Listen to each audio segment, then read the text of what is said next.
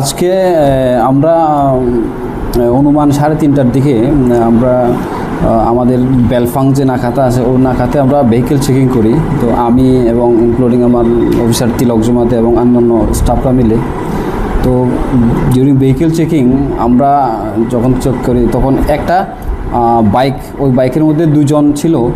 তো চেকিংয়ের সময় যখন আমরা দেখি বাইকটা আমাদের নাকার দিকে যাচ্ছে, তো আমরা ওই বাইকটা যখন আমরা আটকানোর চেষ্টা করি তখন বাইকটা আবার রিটার্ন চলে যায়। তো সাথে সাথে আমরা বাইকটাকে ফলো করি এবং বাইকটা আমরা লাস্ট মুহূর্তে আমরা কোরেফাং এলাকাতে আটকাতে সক্ষম হই।